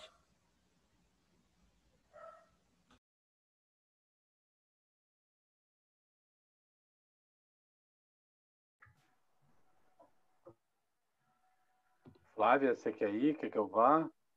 Pode ser. Bom, com relação... São 3 perguntas, né? Com relação à estética negra, ao estranhamento, é claro que influencia, gente. A gente não pode ser hipócrita e achar que a redação é um espaço apartado da sociedade. Eu fico pensando assim, se a minha vizinha não consegue se segurar, entendeu? E quando cruza comigo no elevador, fala do tom da minha pele, ou fala do meu cabelo, quer tocá-lo, por que isso não aconteceria, por exemplo, numa redação? Né? Então, é isso. A redação é um espelho, é um microcosmo de um ambiente maior, que é a sociedade em que a gente vive.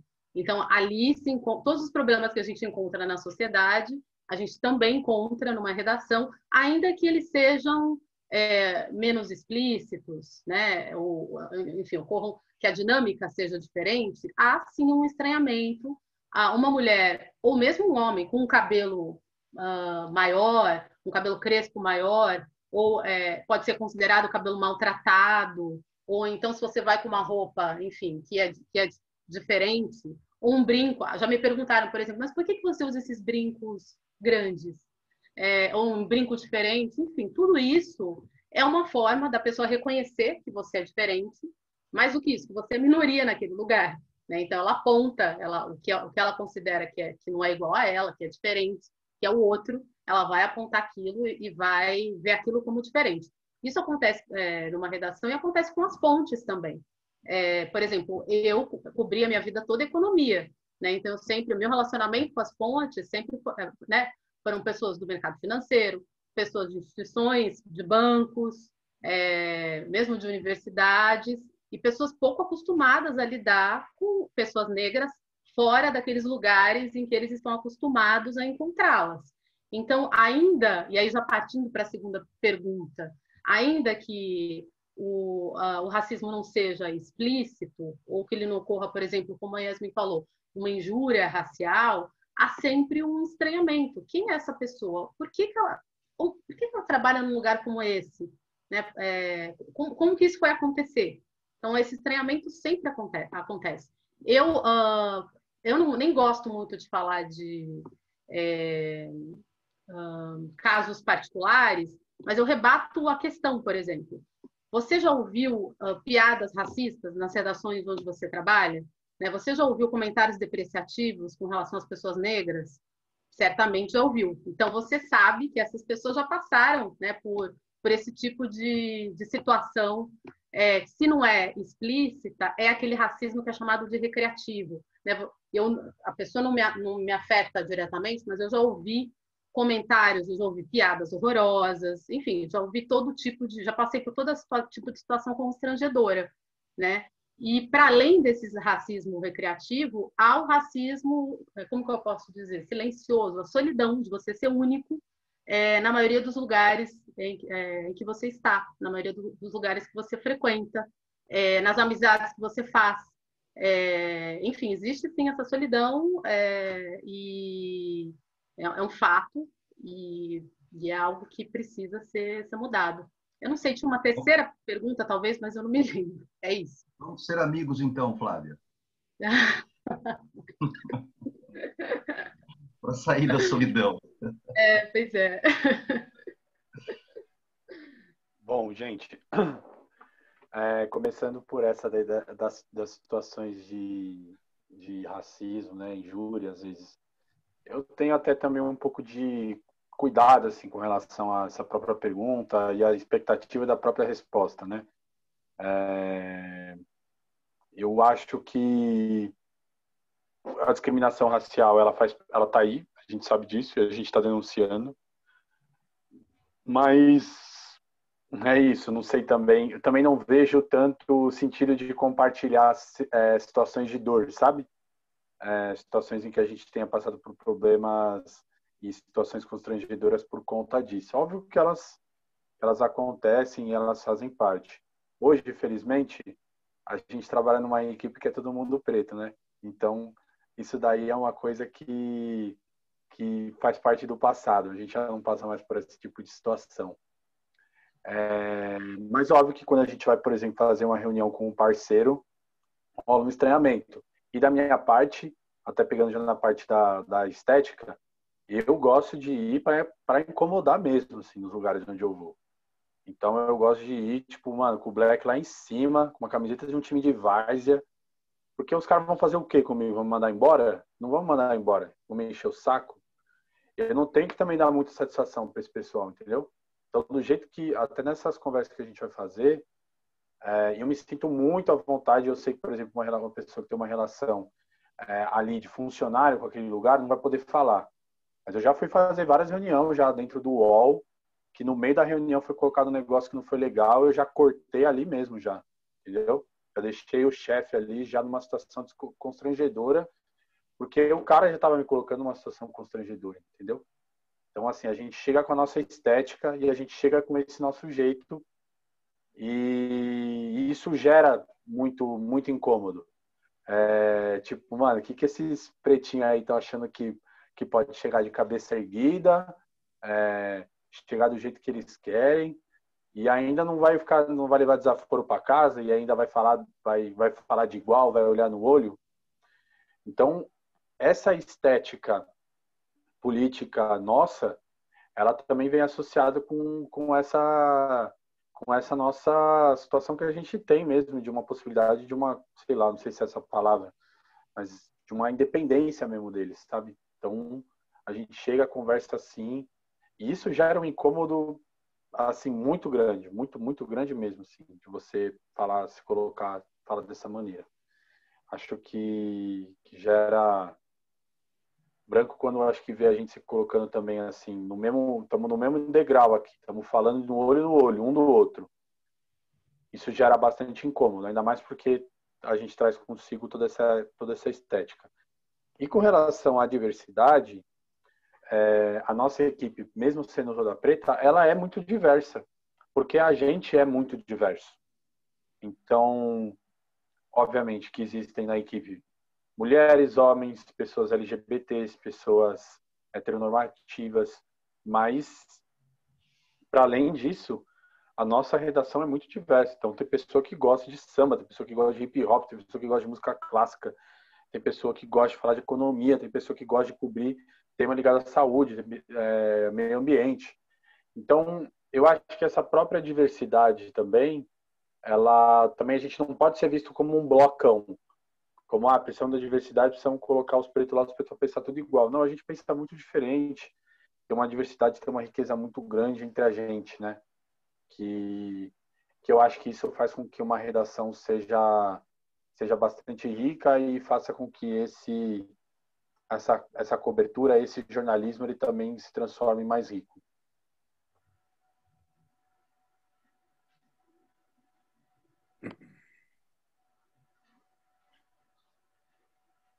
Bom, acho que a primeira questão não foi endereçada a mim, né? Então eu vou me abster de respondê-la. Em relação à estética negra, eu queria propor um deslocamento, no sentido de pensar que tem uma ideia de negritude que está posta como ruptura, como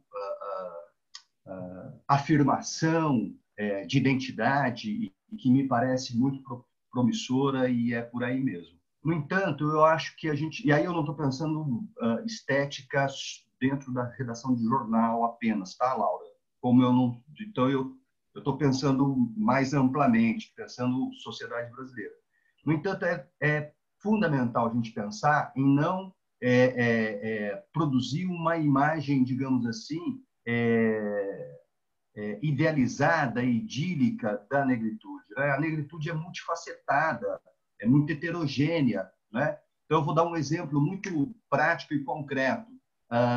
Michelle Obama, por exemplo, ela usa o cabelo liso, né? Ela alisa o cabelo, e nem por isso nós podemos dizer que Michelle Obama é menos negra, desinformada, alienada, rasa, ou algo, qualquer outro adjetivo que se aproxime disso, né? Muito pelo contrário, né? Muito pelo contrário. E não que ela deixe de usar o seu cabelo enrolado, como só assistiu documentários sobre ela que vocês verão. Então, eu acho que a gente também pode pensar um pouco a partir desse prisma. Tem uma construção de negritude que, inclusive, eu me sinto responsável por ter participado disso, porque estou aí nessa história desde o início dos anos 90, que é a construção de uma negritude afirmativa. Inclusive, os meus amigos mais próximos agora estão estranhando porque que eu cortei meu cabelo, que eu estava até 2, 3 meses atrás com o cabelo igual do Pedro. Os meus amigos estranham: mas por que você cortou o cabelo? Eu falei: eu cortei o cabelo porque eu também quero mudar, posso mudar, quero usar trança, quero usar curto, quero usar longo, enfim. Mas essa é legal, é interessante pensar que a estética negra, ela é multifacetada, né? Ela é heterogênea, e nem por isso temos que dizer que esta ou aquela é a negritude mais verdadeira, mais afirmativa, mais consciente, né? Uma outra, eu fiquei citando a Michelle, e eu me lembrei da Benedita da Silva. A Benedita da Silva nasceu na favela e foi governadora de estado, hoje é deputada federal e é evangélica, né? Mas na narrativa do movimento negro, a ideia de negro ideal tem que ser do candomblé, né? Então, tem que ser politicamente engajado, tem que ser politicamente afirmativo, e tinha que ser do candomblé. Eu, inclusive, segui essa trilha, né? Mas tenho refletido que existem outras formas de você produzir a sua contribuição para a questão negra no Brasil, que não passa necessariamente por essa negritude idealizada, né? E muitas vezes muito ancorada, né?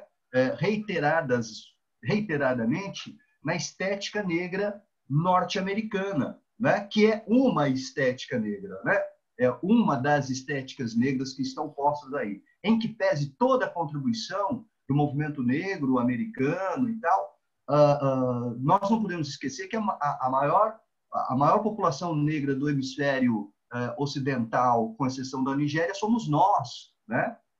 Eu creio que toda a pujança cultural negra brasileira e a sua força demográfica, eu falei isso na semana passada no evento que a PUC organizou, pode se transformar na vanguarda da luta negra mundial. Isso não significa ignorar ou se distanciar de toda a contribuição que o movimento negro dos Estados Unidos deram e continuam dando, e a intelectualidade negra americana, enfim, etc. Mas eu acho que nós temos aqui, no caso brasileiro, uma vibração cultural e estética negra que vai da ciência à literatura, do futebol à música, articulada a esta presença demográfica massiva, que pode transformar a questão negra brasileira na vanguarda mundial, né? Na vanguarda mundial em relação em como afirmar uma negritude multifacetada, né? Eu acho que a gente pode também pensar um pouco nesse sentido. Quando eu falava da saída da direita do armário, o ressentimento branco, não significa que eu esqueci da esquerda. Há um ressentimento branco da esquerda também em relação a estas questões em que a problematização da raça e de gênero no Brasil, em certo sentido, tem retirado, né, a hegemonia do pensamento acadêmico brasileiro, historicamente ancorado dentro de uma tradição de um certo marxismo que acha que resolve a classe, resolveu tudo. Não foi assim em Cuba, não foi assim em outros países socialistas, e eu, como historiador, posso falar disso, né? Quer dizer, tem outras questões que essa tradição do pensamento marxista que colou na esquerda brasileira, né, escamoteou a questão negra no Brasil, né? Então, exatamente, é uma construção, professor. É uma colocação da sociedade em geral. Fica aqui meu apontamento e a minha provocação também à esquerda brasileira, né? Não é só a esse monstro que surgiu aí da direita, né? Mas tem uns problemas sérios da esquerda. A todos nós. Agora eu acho que a Vitória queria fazer uma pergunta para fazer o encerramento. Eu acho que para a gente fechar, eu queria que, né, o Pedro, a Flávia e a Yasmin comentassem como uma fala final o que nós, como futuros jornalistas, a mídia em geral, passos um pouco concretos, podia fazer nessa luta antirracista, né? Eu queria uma colocação de vocês em relação a isso. Podemos começar com o Pedro, que eu acho que ele está com o horário um pouco apertado.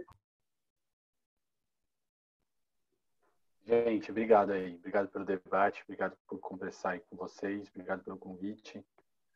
Olha, gente, assim, vocês já eu acho que estudante preto, assim, universidade, acho que você já tem tanta responsabilidade. Eu quero jogar mais uma no ombro de vocês e dizer o que vocês têm, o que vocês não têm que fazer.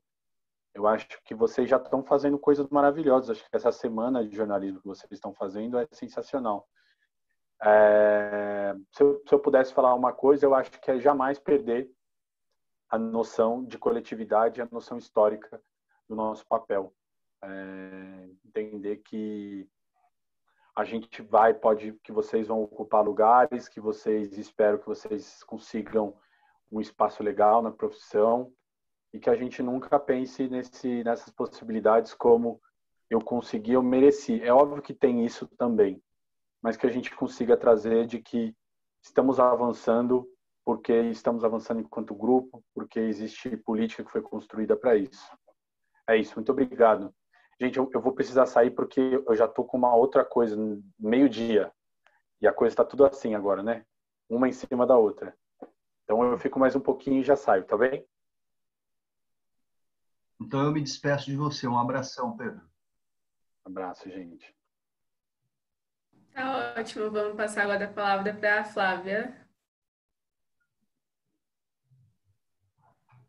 Bom, o que eu acho que é possível fazer para melhorar essa cobertura? E aí eu estou falando, claro, para estudantes de uma forma geral, né, negros e brancos, a gente precisa ler. Eu acho que existem excelentes, enfim, uma literatura extensa sobre o assunto, né, que pode ser acessada e para se entender um pouco como funciona esse nosso racismo, como ele estrutura a nossa sociedade. Eu acho que a gente precisa ter um olhar bastante crítico sobre a cobertura que tem sido feita hoje. Quer dizer, ler e ter um olhar crítico sobre essa cobertura ajuda a gente a pensar em outras pautas, né? Em como a gente poderia abordar aquela questão de uma maneira diferente, ou mais aprofundada, ou mais bem contextualizada. Ouvir fontes negras, não só negras, obviamente, fontes diversas, né? Hoje a gente ainda está muito focado, e aí principalmente falando aí dos grandes jornalões, né? Muito focados aí no homem heterossexual branco. A gente tem que pensar em outras fontes, pretas, pardas, mulheres, comunidade LGBTQ, de outras regiões do país, também a gente está super centrado aqui no Sudeste. E a gente tem que entender, no fim, que fazer essa cobertura, né, sobre de uma forma geral, e se a gente está falando de uma boa cobertura geral, isso inclui nisso, né, as questões negras. Fazer essa boa cobertura não é uma questão de correção política, não é uma questão de bondade, não é nada disso. A gente precisa pensar que isso se trata de bom jornalismo, né? O que a gente quer fazer é bom jornalismo. E o bom jornalismo, ele contempla essas questões, né? Então, a gente não precisa abrir mão da técnica jornalística, né? De apurar, fazer uma boa apuração, de ouvir todos os lados. A gente não precisa abrir mão de nada disso, né, para fazer uma cobertura pertinente e que contemple aí direitos humanos de uma forma geral. Né? Então, eu acho que é isso, como o professor falou, nós negros somos diversos, a gente tem que entender que nós também somos diversos, né? Um negro não representa todos os negros, e se a gente quer deixar de falar por todos nós, né, como geralmente acontece hoje, né, um negro acaba falando em nome de todos, a gente tem que entender essa heterogeneidade, né, e dar lugar a ela. Então, a minha perspectiva aí para as novas redações é que ela contemple todo mundo mesmo, né? Como o Pedro falou, que ela inclua, sim, Fernando's Holidays, mas inclua, sobretudo, gente também antirracista, enfim, que seja uma mistura completa e que contemple todas as visões. É isso. Obrigada, foi um prazer participar dessa semana com vocês. Eu assino embaixo no que a Flávia falou. Eu acho que para ajudar vocês, sobre diversificação de fontes, a gente tem catálogos na internet, a gente tem o Entrevista Negro, a gente tem o catálogo Intelectuais Negras Visíveis, organizado pela professora Giovana Xavier. A gente tem que pensar bastante essa questão da diversificação de fontes, quem são essas autoridades nos assuntos que a gente pensa, e também sobre estudar o tema, enquanto unindo uma coisa que a Flávia estava falando e que o professor Maílson estava falando, sobre estudar o tema, a Angela Davis, ela se tornou um importante exemplo, né? Uma importante pesquisadora nesse sentido. E eu lembro que quando ela veio ano passado no Brasil, ela falou, acho muito bacana o interesse de vocês brasileiros em mim, quererem me ler, mas por que vocês estão me lendo se vocês têm Lélia Gonzalez? E é uma das autoras mais importantes, uma das fundadoras do movimento negro, e que até agora que vai ser publicado um livro dela por uma grande editora brasileira, que a Zahar vai publicar. Então, a gente não tem isso. E a própria Angela Davis se baseia na Lélia Gonzalez para construir os seus estudos e para analisar a sociedade americana.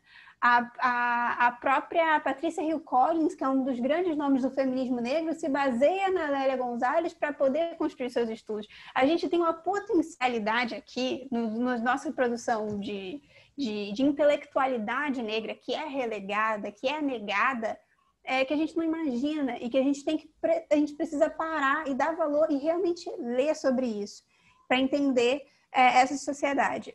Outra questão prática que eu tenho são pequenos manuais de redação com boas práticas que a Enóis já fez, a Think Olga fez sobre questões de sexualidade, de gênero, de racismo, como abordar algumas questões com seus entrevistados, quais termos devem ser evitados e por que devem ser evitados. Então, na internet existem várias ONGs e organizações que estão se unindo nesse sentido para proporcionar, para oferecer esse suporte tanto aos jovens jornalistas que estão chegando na imprensa, mas também para os jornalistas mais antigos que perceberam que não se importavam com isso, não tinham noção da dimensão da importância dessas questões e que agora querem correr atrás e saber por onde começar. Gente, só para finalizar, o coordenador do curso, Cipriano, quer dar um recado. Vou passar para ele agora. Bom, gente, bom dia a todos e todas. Quero agradecer muito Flávia, Yasmin e Pedro, que já saiu, e assim como o Amailton também. Amailton, muito bom te ouvir novamente aqui. Eu ouvi você semana passada no seminário Brasil em Curso da PUC, você teve uma fala fantástica. Eu queria ressaltar a preocupação da questão da inclusão aqui na universidade. De fato, é uma preocupação da reitoria, mas também uma preocupação do curso de jornalismo. A gente, este ano, trouxe a Djamila Ribeiro como professora convidada. A gente espera que ela continue no próximo ano. Falei com ela anteontem, ela pretende continuar. Então, a gente vai dar agora a entrada para que esse processo continue. Eu acho essencial esse debate e quero dar os parabéns para as organizadoras, né? Foi um excelente debate e eu acho que essa questão é uma questão essencial para a gente pensar o jornalismo e para a gente reconstruir o jornalismo. Quer dar um recado que a gente está no site da agência Maurício Stratenberg, que é a agência noticiosa aqui do curso. Todos os debates que a gente está fazendo na semana, eles já estão lá de forma reduzida, né, como reportagens, mas em breve a gente vai subir também todos os vídeos dessa semana. Então, enfim, vai estar tudo disponível e documentado, que também acho isso essencial, né, a gente ter esse caráter de perenizar essas discussões e de tornar elas acessíveis para mais gente também. Então, parabéns para todas e todas. Até fiz uma contagem muito legal aqui, a gente está na 5ª mesa da Semana de Jornalismo e em 5 mesas eu acho que tem um dado muito bacana e que eu acho que é novidade aqui no curso. Nós tivemos 19 participantes, 14 mulheres e 5 homens. Então eu acho que isso também é um outro dado muito bacana, né, dessa percepção da importância da gente inverter alguns dados que, em geral, a gente critica bastante, e eu acho que a gente está fazendo isso na prática aqui, né, os alunos e as alunas. Então, parabéns para vocês. Então é isso, gente. Eu queria agradecer muito a Flávia, a Yasmin, o Pedro, que já saiu, o professor Amailton, pelo debate. Acho que foi muito enriquecedor, é importantíssimo a gente trazer essas discussões para o curso, né, sobre diversidade nas redações, até para a gente pensar nosso próprio núcleo de professores aqui dentro. Então, é isso. Muito obrigada a todo mundo. Tchau. Tchau, tchau, gente. Obrigada.